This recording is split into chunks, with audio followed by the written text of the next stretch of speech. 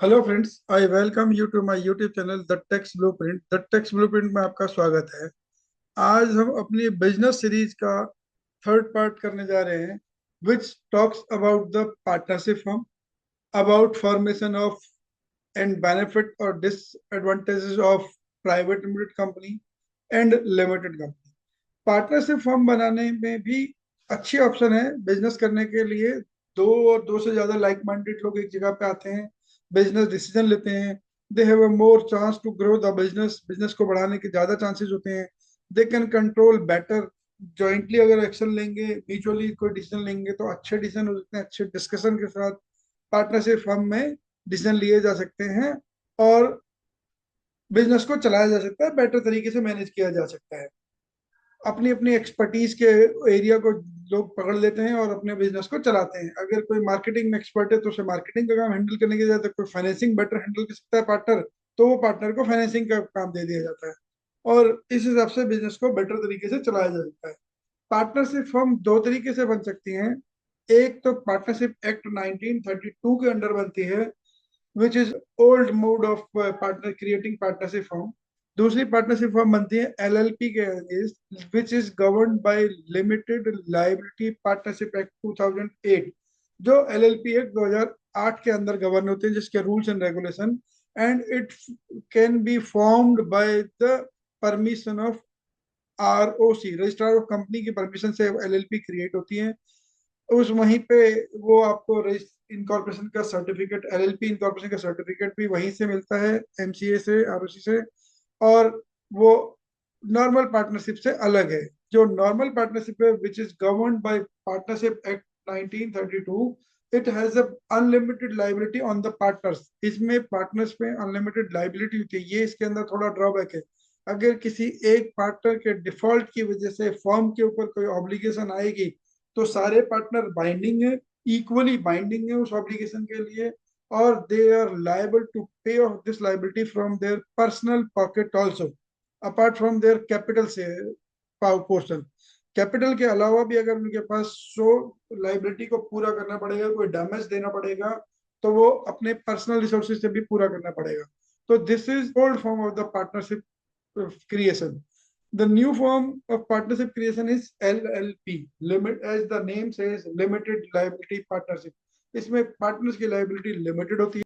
Their personal resources cannot be clubbed for the paying payment of firm. This is the LLP and partnership, old partnership system. इसमें एक फायदा ये है कि partnership की एक अलग से एंटिटी क्रिएट हो जाती है, उसका अलग से पैन नंबर होता है, उसकी इनकम अलग टैक्स होती है। पार्टनरशिप के हाथ, पार्टनर्स के हाथ में आने वाला प्रॉफिट एग्जम्प्ट होता है। जो पार्टनरशिप फर्म से प्रॉफिट मिलता है पार्टनर को, this is it is not taxable under income tax act, क्योंकि उस टैक्स में फर्म ने टैक्स दे दिया है। तो वो पार्टनरशिप के हाथ, पार्टनर्स के हाथ में टैक्स लाइबिलिटी नहीं आती है। बट इसमें कुछ इनकम टैक्स के साथ डीमेरिट्स भी हैं, जैसे टीडीएस की liability from the day of first when it created. जहां से ये क्रिएट होगी पार्टनरशिप डीड, जहां से बन जाएगी, जैसे ही उसका पैन नंबर आ जाएगा, उसी के बाद आपको टीडीएस के लिए टैक्स डिडक्शन एट सोर्स की कंप्लायंस को पूरा करना पड़ता है। वो बाय डिफॉल्ट अपने ऊपर एप्लीकेबल होते हैं। जबकि एचयूएफ और इंडिविजुअल के केस में टीडीएस की कंप्लायंस तब तक नहीं आती जब तक आपकी प्रीवियस ईयर की टर्नओवर 1 करोड़ से एक्सीड ना हो जाए। आपकी टर्नओवर और ग्रॉस रिसीट अगर 1 करोड़ से कम है तो प्रोप्राइटरशिप और एचयूएफ में टीडीएस की कंप्लायंस की जिम्मेदारी नहीं होती है। तो वहां ये सुविधा है। बट पार्टनरशिप फर्म जैसे ही क्रिएट होती है, जैसे ही उसका पैन नंबर आता है, इमीडिएटली आपको टेन नंबर अप्लाई करना पड़ता है और आपको टीडीएस के सारे कंप्लायंस पूरी करनी पड़ेगी टाइम टू टाइम। जिन जिन सेक्शन में आपके सर्विसेज पे टीडीएस एप्लीकेबल होगा, वो आपको कलेक्ट करना पड़ेगा, टीडीएस काटना पड़ेगा और पे करना पड़ेगा, टीडीएस की रिटर्न भरनी पड़ेंगी। ये कंप्लायंस बर्डन ज्यादा होता है पार्टनरशिप के केस में। टैक्स रेट मैंने आपको बता दिया, वहां पे टैक्स रेट 30% है, जबकि इंडिविजुअल और एचयूएफ के केस में स्लैब वाइज टैक्स रेट है। This was brief of the partnership. अब डीमेरिट और मेरिट को कंपेयर करके आप डिसीजन ले पाएंगे कैसे आपको बिजनेस फॉर्म करना है। अगला फॉर्म है private limited company. Private limited company again incorporated by MCA में, मिनिस्ट्री ऑफ कॉर्पोरेट अफेयर से उसकी इनकॉर्पोरेशन होती है। आरओसी की कंप्लायंस रूल्स एंड रेगुलेशन उसके ऊपर अप्लीकेबल होते हैं, उसके ऊपर एंट्री आसान है, प्राइवेट कंपनी को क्रिएट करना आसान है, there is hardly bare minimum legal fee for creating the company. Company को क्रिएट करने में बहुत लीगल फीस लगती है, नॉमिनल सी फीसेस हैं, depend on the authorise capital of the company, उसके ऊपर डिपेंड करता है।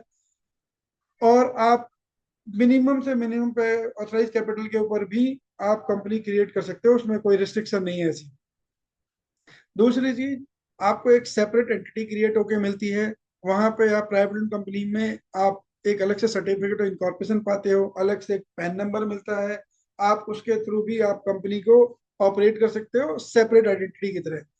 अब वहां पे शेयर होल्डर की अलग हैं और कंपनी अलग है, दोनों के अलग अलग एंटिटी हैं, दो अलग अलग इनकम के सोर्सेज हैं। Shareholders income are separate from the company's income. Shareholders के साथ साथ वहां पे कंपनीज में, प्राइवेट लिमिटेड कंपनी और लिमिटेड कंपनी में बोर्ड ऑफ डायरेक्टर्स होते हैं, जो कंपनी की डे टू डे एक्टिविटी को मैनेज करते हैं, ऑपरेट करते हैं कंपनी को, and they are all bound for making all the relevant decision to the business activity and financial activity of the company. सभी लीगल कंप्लायंस के लिए भी बोर्ड ऑफ डायरेक्टर ही जिम्मेदार होते हैं, वही रिस्पॉन्सिबल होते हैं। Those are appointed by the shareholders. Majority shareholder मिलकर बोर्ड ऑफ डायरेक्टर को कॉन्स्टिट्यूट करते हैं, उनको अप्रूव करते हैं, और वो आते हैं कंपनी की डे टू डे एक्टिविटीज को बोर्ड ऑफ डायरेक्टर ही चलाते हैं। साथ में इसको फॉर्म करने के लिए मिनिमम दो लोगों का होना जरूरी है, प्राइवेट कंपनी को बनाने के लिए मिनिमम दो लोग होने जरूरी चाहिए।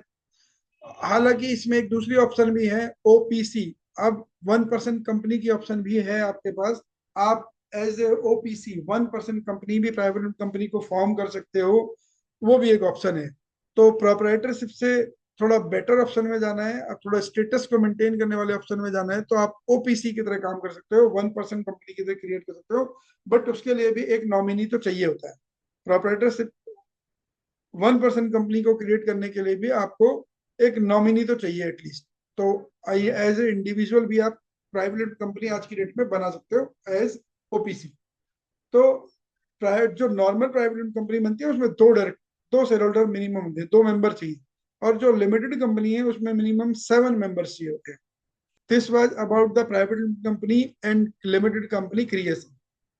अब जहां तक टैक्स की बात है, तो प्राइवेट कंपनी और लिमिटेड कंपनी में 22% और 25% के टैक्स रेट्स हैं, depending upon the regime opted by the company. ये 22% और 25% का टैक्स रेट है, and the company those having more than 400 crore turnovers, उनका टैक्स रेट 30% है। बाकी मेजोरिटी कंपनी का टर्नओवर जो है 25% और 22%।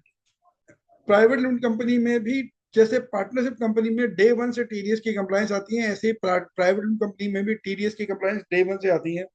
प्राइवेट लिमिटेड कंपनी को बनाना आसान है, लेकिन एग्जिट बहुत मुश्किल है। बस उसमें प्रॉब्लम यह है कि प्राइवेट लिमिटेड कंपनी का क्लोजर आसान नहीं है, you can not take easy exit, वहाँ बहुत सारी कंप्लायंसेस हैं, फीस भी है।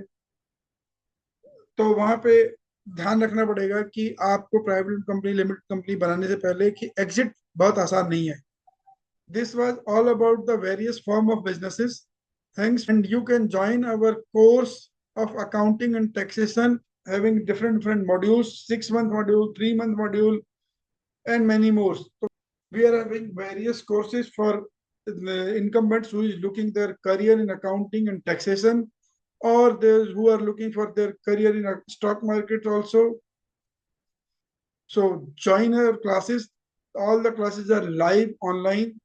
Thanks for watching the Text Blueprint. Keep watching, keep subscribing. Thanks.